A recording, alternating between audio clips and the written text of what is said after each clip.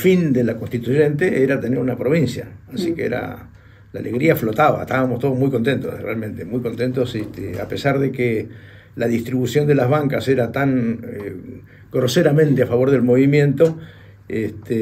¿Nunca impusieron así la mayoría? No, dijeron, no, solamente nos decían el 11-8. Solamente impusimos la mayoría en muy pocos artículos, discutimos todos, porque como te dije al principio, sabíamos que las mayorías son transitorias, así que no tenía sentido hacer algo que después no se pudiera sostener en el tiempo. La Constitución tiene que ser algo permanente para generar una cosa confiable, con jurisprudencia duradera.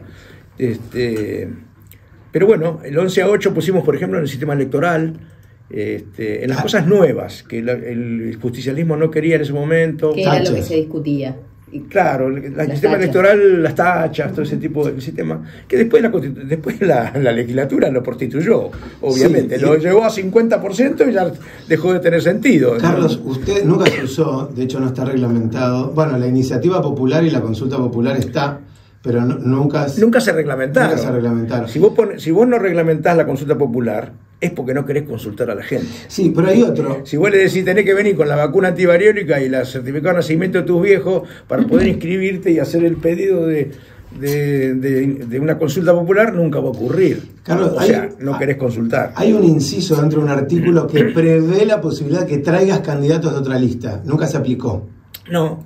¿Por qué? Porque no hay el concepto de participativo que tiene la sección de las elecciones, nunca se desarrolló. Sí, y aparte para 1991 fue absolutamente innovador eso. Sí, pero además, ¿qué ocurrió?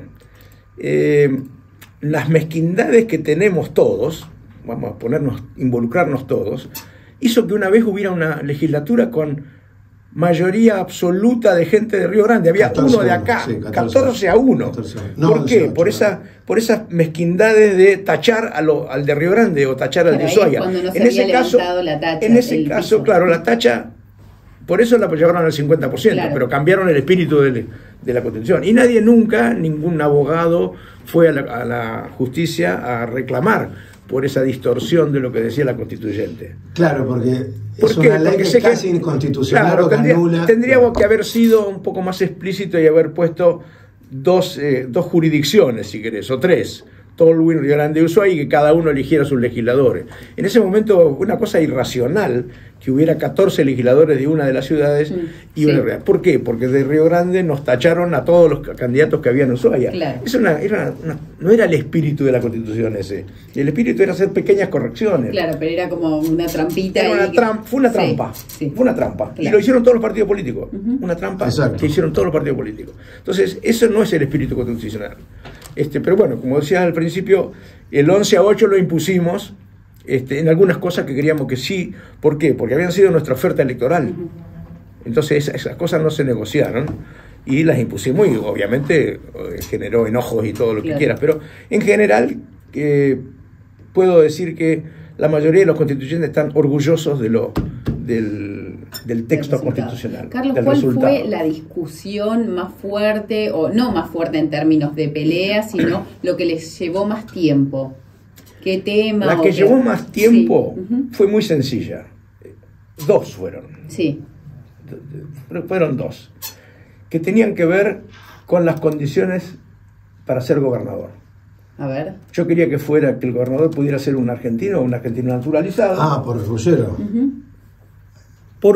Somos una tierra de inmigrantes. Sí. Nosotros, la Argentina es de inmigrantes. El país es de inmigrantes. Entonces, mucha gente es hijo nacido en otro lado, pero es argentino naturalizado. Entonces yo sostengo hoy que podría ser argentino naturalizado. Vos podés ser senador, que podés declarar la guerra a otro país, y no podés ser gobernador, que te controla la legislatura y si haces algo mal te echa. Sí. Entonces es una tontería fue en ese momento. Y fue una discusión larga. Porque, ¿y qué querían otros? Claro, porque ellos veían que teníamos a Ruggiero y a Juan Carlos, dos tipos muy inteligentes, muy participativos, que tenían muchas chances de ser gobernadores. Igual fuimos gobierno con José Estavillo, pero en ese momento el foco estaba en eso, y eso nos llevó muchas discusiones, acá en Río Grande. Pero finalmente se impuso la mayoría del partido y yo en ese sentido acaté lo que decía la mayoría del partido, ¿no? Y la otra fue el tema del derecho a la vida. Esa fue una discusión dura, pesada, fuerte. Rara para esa época. Si ¿pensás que hay algo que podría ser reformado? ¿Qué pensás sobre en realidad pienso que ya se habla de la reforma de la Constitución. Sí. A mí la única cosa que me preocupa de las reformas constitucionales y de las reformas de estatutos municipales es que tengan escondidos bajo la manga cosas o deseos de modificarla para beneficio de un sector. Si es beneficio colectivo estoy de acuerdo, si es para beneficio de sectores, como ha ocurrido y puede volver a ocurrir, ya no me gusta tanto, porque recién hablábamos fuera de al aire y yo te decía qué derechos, qué cosas querés hacer vos hoy que no puedes hacer con este texto constitucional. Si me decís uno, ahí se justificaría. Digamos, che, vamos a modificar algo porque ahí hay un derecho que no está previsto en nuestra Constitución. Y creo que tiene de todo lo que uno puede desear para tener 32 años, ¿no? Y también hay una experiencia que por ahí hay que hacer.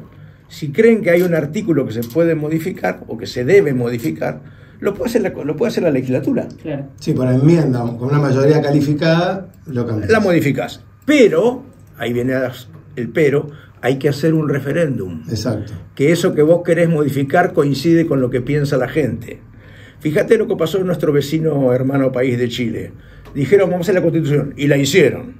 Pusieron de todo lo que se les ocurría que ocurrir. Y cuando la sometieron al voto, al referéndum popular, perdió. Fracasó. Exacto. Sí. Entonces, es una lección que hay que aprender. Esta Constitución prevé su reforma, o de un artículo o de toda.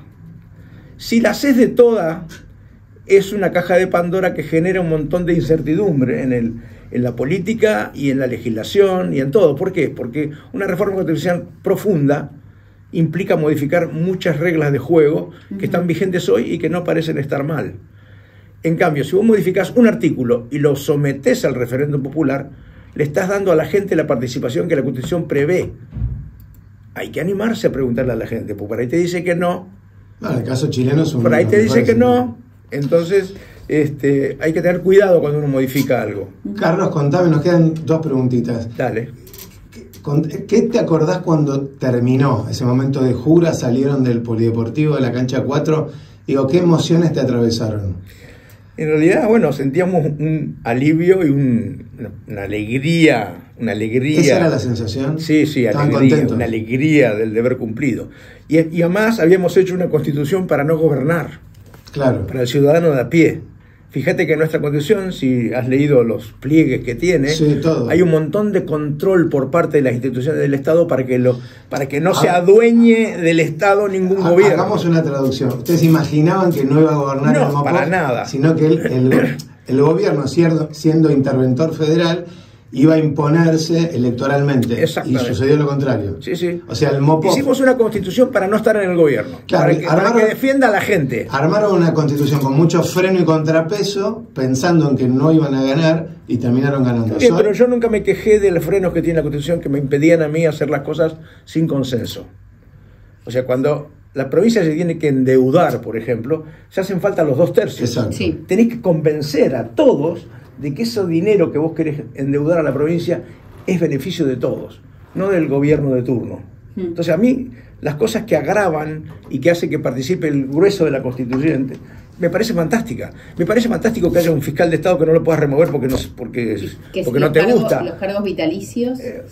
Yo creo que están bien, porque hay una forma de sacarlo, juicio político. ¿Vos crees que no ejerce su cargo bien? Hacelo juicio político. Sácalo. Sí, es el gran argumento para reformar ahora. Ya sacó la legislatura un gobernador. ¿Qué no va a sacar un fiscal? Todo lo puede sacar. Tenés que hacer un juicio político y ganarlo. Bueno, jueces se han sacado y tienen que... Pero tenés el Tribunal de Cuentas, o sea, todas las instituciones de contralor del Estado, del Ejecutivo, están reflejadas acá. Y lo hicimos con esa intención de no estar en el gobierno. Porque la Constitución tiene que defender al de a pie, no al que tiene poder. El que tiene poder se defiende solo, sí. Tiene la lapicera. Tiene la lapicera y la plata. De la última pregunta. ¿Hay algo que a la vista de hoy pensás podría haber sido distinto dentro de la Constitución? Mira, con la experiencia de las elecciones, me hubiera gustado que hubieran sido distritos, sí, distritos separados para que no ocurriera lo que ocurrió de los 14-1 de los Miradores. Eso se ve que quedó. La única cosa que yo creo que podría hacerse, y no mucho más. En la distribución de las bancas, decir. Claro, la distribución, porque si hay provincias que tienen como algo así como el diputado del pueblo, que es por distrito, como dice Carlos. Claro, por distrito. Los distritos son más sanos. En realidad nosotros no pusimos eso con la intención de unificar. Siempre estaba el síndrome cordillerano y decimos, carajo, tenemos que lograr que Ushuaia y Rodante se junten. Pero la realidad nos probó contrario, nos probó mal, y eso no estaba bien.